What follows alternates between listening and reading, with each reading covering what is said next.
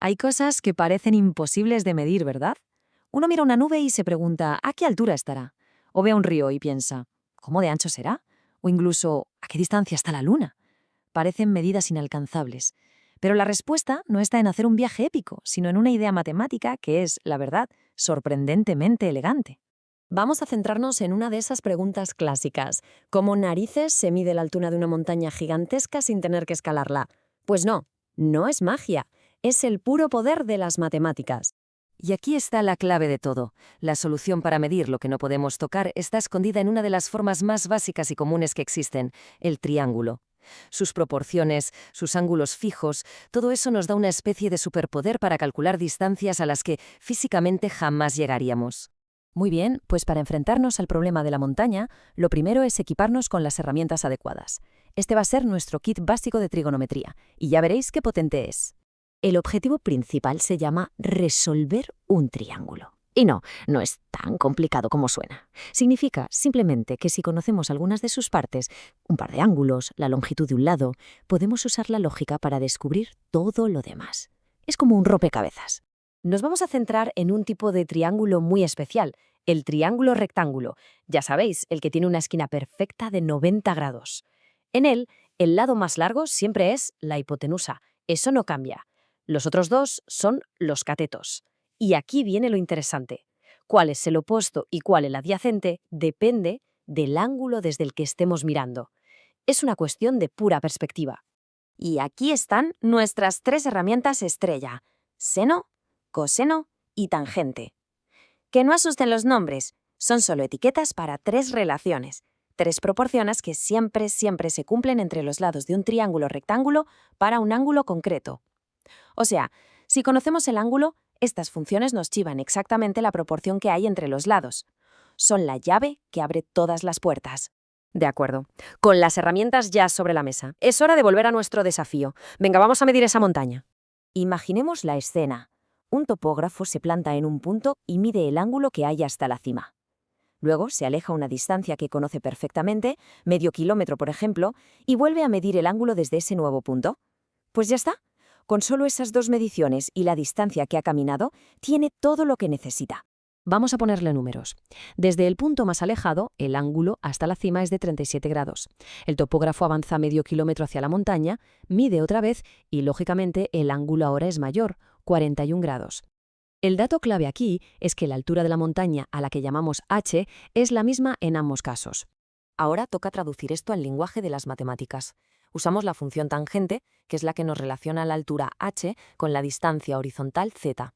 Como hemos hecho dos mediciones, creamos dos triángulos imaginarios y, por tanto, sacamos dos ecuaciones. Y esto es perfecto porque con dos ecuaciones podemos averiguar el valor de dos incógnitas, la altura h y esa distancia z. Y aquí viene el pequeño truco de álgebra. Como la altura h es la misma en las dos ecuaciones, podemos igualarlas entre sí. Al hacer esto, ¡boom!, la h desaparece de momento y nos queda una sola ecuación con una única incógnita, la z. Esto nos permite calcular primero esa distancia horizontal hasta la base de la montaña que no podíamos medir directamente. Una vez que sabemos cuánto vale z, el resto es pan comido. Volvemos a una de las ecuaciones originales, sustituimos el valor de z que acabamos de encontrar y listo, despejamos la h y la altura de la montaña queda al descubierto. Y ahí está, 2,83 kilómetros, la altura de la montaña, calculada desde la distancia, sin peligro, sin cuerdas, sin escalar, sin arriesgarse, solo con la elegancia pura de la trigonometría. Acabamos de hacer medible lo que parecía inmedible. Hemos medido la altura mirando hacia arriba, claro, pero es que estos mismos principios funcionan exactamente igual al revés. Todo es cuestión de cambiar la perspectiva. Esto nos lleva a dos conceptos clave. Cuando miramos hacia arriba, como hemos hecho con la montaña, medimos el ángulo de elevación.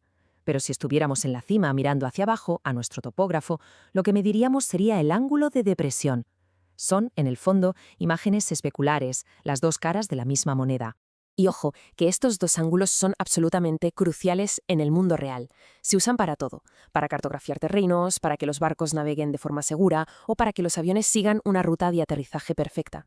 De hecho, una vez que uno empieza a fijarse, la trigonometría aparece por todas partes, en los sitios más sorprendentes. Cada vez que un avión aterriza, su piloto o su sistema automático siguen una trayectoria de planeo perfecta, un ángulo de descenso muy preciso, que suele ser de 3 grados. Bueno, pues es la trigonometría la que se asegura de que las ruedas toquen la pista en el sitio y en el momento exactos. O pensemos en algo a una escala monumental, como el Monte Rushmore. Los ingenieros no se subieron allí con una cinta métrica, claro. Usaron exactamente estos mismos principios, midiendo ángulos desde la distancia para poder guiar a los escultores y tallar esas caras gigantescas con una precisión milimétrica. Yéndonos a algo mucho más antiguo, un simple reloj de sol, pues es pura trigonometría en acción. El palo, la sombra que proyecta y el rayo de sol forman un triángulo rectángulo. A medida que el sol se mueve, los ángulos cambian y la longitud de la sombra nos dice la hora.